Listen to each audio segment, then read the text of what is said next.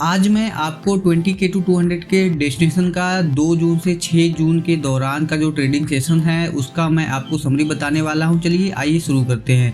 देखिए जो डे 99 था 2 जून सोमवार के दिन हमको 1984 रुपये का लॉस हुआ था। डे 100 को 3 जून मंगलवार के दिन हमें 4290 रुपये का लॉस हुआ था। डे 101 4 जून बुधवार के दिन हमको 2261 रुपये का प्रॉफिट हुआ था। डे 102 5 जून बृहस्पतिवार के दिन हमको 4103 रुपये का प्रॉफिट हुआ था। डे 103 यानी शुक्रवार के दिन 6 जून के दिन हमको 4560 रुपये का लॉस हुआ था। ये जो वीकली जो जर्नल एंट्रीज है, जो कि हमारा जो वीकली जो ट्रेडिंग सेशन का जो समरी है मैंने आपको बता दिया हुआ है।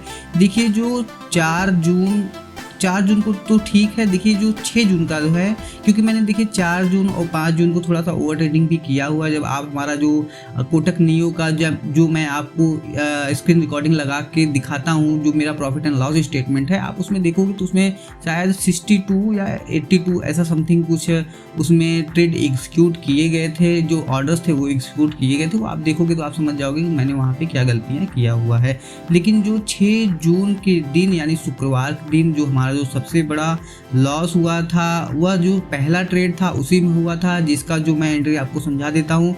मैंने उस ट्रेड को 97 रुपये 60 पैसे के रेट पर 10:10 पर हमने अपने पोजीशंस को 25,000 के काल में 2 लाट प्लान किया हुआ था, जिसको हमें 81 रुपये के रेट पर 10:13 पर हमको स्क्वायर ऑफ करना पड़ा। जो हमारा जो होल्डिंग टाइम ड्यूरेशन था वह मात्र 3 मिनट का था और 3 मिनट के अंतराल में ही हमारा लगभग 16 से 17 पॉइंट का प्रीमियम वाइप आउट हो गया था। देखिए जो मेरा जो पहला ट्रेड था और वही ट्रेड हमारा ट्रेजेडी का कारण था, क्योंकि मुझे वहाँ पे रुक जाना चाहिए था। लेकिन देखिए मैं थोड़ा पिछले दिन का यानी जो हमें 4103 रुपये का प्रॉफिट हुआ था 5 जून को बृहस्पतिवार के दिन, उसी प्रॉफिट को मैं थोड़ा सा राइड करने का प्रयास कर रहा था। उसी के हिसाब से मैं अपने रिस्क एपिटाइट को इंक्रीज कर दिया, जिसका मुझे खामियाजा शुक्रवार के दिन यानी कल के दिन हमको भुगतना पड़ा।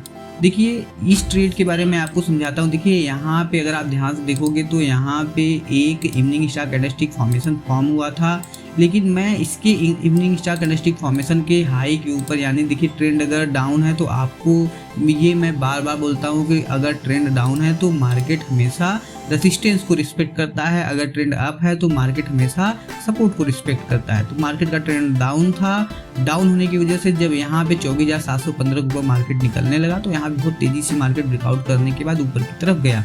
लेकिन यहाँ पे आप गौर से देखोगे तो यहाँ पे इस जगह पे एक 15 मिनट के टाइम फ्रेम पर भी evening star candlestick formation create हुआ था, जिसकी वजह से मैं थोड़ा सा यहाँ पे और कॉन्फिडेंट हुआ जब यहाँ पे एक सिंगल कैंडल में 24,776 को भी ब्रेक कर दिया मार्केट। तो उस दौरान हमने अपने पोजीशंस को 10:10 पर एग्जीक्यूट कर दिया हुआ था। वही देखिए यहाँ पे थोड़ा सा हमको देखिए ये कोई नहीं जानता है कि मार्केट में क्या हो सकता है क्या नहीं हो सकता। मुझे ये पता था कि यहाँ की मार्केट अगर ऑर्डर्स को एब्जॉर्ब किया है, अगर ये बड़ी टाइम फ्रेम यानी 15 मिनट के टाइम फ्रेम के ऑर्डर्स को भी मार्केट एब्जॉर्ब करेगा तो मार्केट ऊपर ही जाने वाला है किसी भी कीमत पर।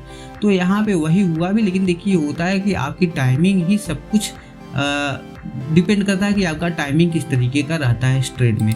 तो मैंने इस ट्रेड को यहाँ पे 24,776 के पास में जब मार्केट थोड़ा सा ऊपर की तरफ गया लगभग 24,816 तक, इसके बाद जब मार्केट रिवर्स होने लगा तो मैंने 24,776 के पास में ही 10:10 पर हमने अपने पोजीशंस को प्लान किया था। लेकिन जो ये रेड कैंडल में जो मार्केट नीचे आया इसके बाद थोड़ा सा इसने डिप किया, यानी 24,715 वाले ऑर्डर्स में लगता है यहाँ पे कुछ जो बहुत बड़े स्ट्रॉन्ग ऑर्डर्स थे उसको लगता है मार्केट सही से फुलफिल नहीं कर पाया था, जिसकी वजह से यहाँ मार्केट जब यहाँ दोबारा है तो वहाँ पे हमारा काफ़ी बड़ा लॉस हो गया। तो मैं यहाँ पे दोबारा री एंट्री करना चाह रहा था, लेकिन देखिए यहाँ पे उस तरीके से देखिए क्या होता है कि लाइव मार्केट में जो प्रेजेंट ऑफ माइंड होता है वो अलग तरीके से काम करता है। आपको क्विक डिसीजन लेना होता है। जो आप सोच रहे हो उसी के हिसाब से आपको बहुत तेज़ी से ट्रेड को एग्जीक्यूट करना होता है। लेकिन अगर आप 10 सेकेंड भी लेट हो रहे हो तो उसका भी आपको अलग तरीके से रिजल्ट दिखाएगा मार्केट।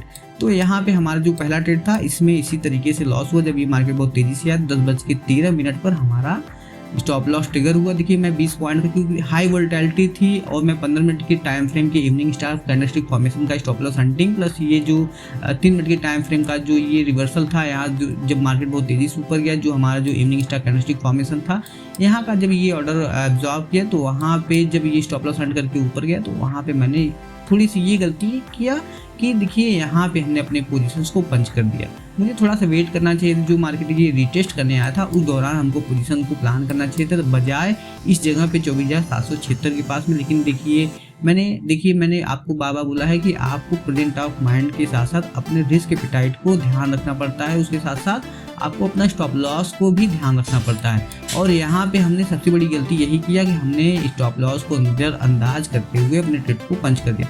नज़रअंदाज का मतलब ये है कि यहाँ पे जब इसने 24,776 को ब्रेक किया इस ग्रीन कैंडल में, तो मेरा सीधा यहाँ पे कोई भी ऐसा कैंडलस्टिक फॉर्मेशन नहीं था या कुछ भी ऐसा नहीं दिख रहा था जहाँ से मेरा स्टॉप लॉस प्रॉपरली फिट बैठ सके। तो मैंने यहाँ पे जब पंच किया तो मेरा सीधा स्टॉप लॉस बन गया था 24,700 के पास में, जो कि लगभग 76 पॉइंट का था। इस 76 पॉइंट की वजह से मुझे यहाँ के बजाय यहाँ पे लगभग 24,730 के पास में जब मार्केट का प्राइस आया, उस दौरान हमको ट्रेड को एक्सक्लूड करना चाहिए था बजाय 24,776 के पास में। और इसी ट्रेड की वजह से आज मुझे इतना बड़ा लॉस, यानी शुक्रवार के दिन हमको इतना बड़ा लॉस देखना पड़ा।